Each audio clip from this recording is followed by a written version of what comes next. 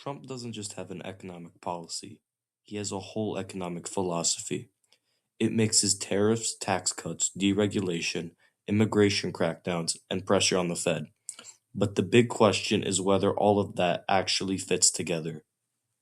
Today, I want to break down what Trumponomics actually is, what its supporters say it's supposed to do, and where the problems might start.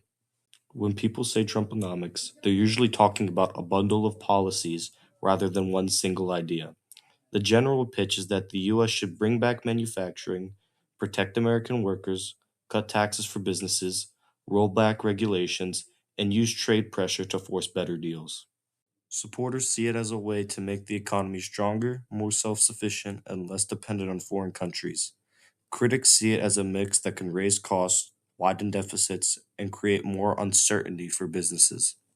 The most visible part of Trumponomics is tariffs.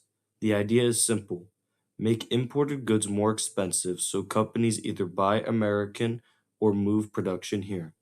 In theory, that can help manufacturing and give the government more leverage in trade negotiations.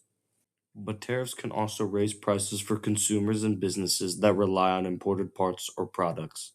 So the key question is whether tariffs are actually rebuilding American industry or just making everyday goods more expensive while the long-term benefits take time to show up. The next piece is tax cuts. Trump's economic argument has always been that lower taxes leave businesses with more money to invest, hire, and expand. The logic is that if companies feel rewarded, the economy grows faster. That's a very standard pro growth argument, and it's a big reason some voters like his economic message. But the criticism is just as straightforward. If taxes go down while spending stays high, the deficit can grow, and that means the government has to borrow more or cut programs elsewhere. Then there's deregulation. This part of Trumponomics says government should get out of the way more often, especially when it comes to business and energy. The argument is that fewer rules mean faster investment, lower costs, and more domestic production. The counterargument is that regulation exists for a reason, and if you remove too much of it too quickly, you can create new risks for workers, consumers, or the environment. So again, the question is whether the payoff is worth the trade-off. A less obvious part of the broader economic strategy is pressure on the Federal Reserve and a tougher line on labor and immigration. Supporters want lower borrowing costs and a looser financial environment. They also want a labor market that is more favorable to American workers.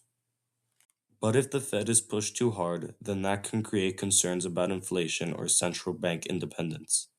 And if labor gets tighter because of immigration restrictions, some industries may struggle to find workers. So even the pieces that sound separate are connected to the same bigger debate about how much the government should control the economy. Here are the problems we're facing. If you want cheaper energy, more factories, and more investment, I get why people are drawn to this approach. There's a real appeal to the idea of bringing industry back home and making the country more self-sufficient. But help me understand how all of these pieces are supposed to work together without causing new problems somewhere else. Are tariffs helping American workers, or are they just raising prices while protecting some industries? Are tax cuts actually paying for themselves, or are they just adding to the deficit? And if the Fed is being pushed to keep rates low, does that help the economy in the long run, or does it just set up another bubble? That's what makes Trumponomics so interesting. It's not just a slogan, it's a whole theory of how the economy should work. The real question is whether the theory holds up when normal people start feeling the costs and benefits. So that's Trumponomics in plain English. Tariffs, tax cuts, deregulation, and pressure on the Fed all wrapped up into one economic identity. My view is that it sounds powerful because it promises growth, jobs, and independence.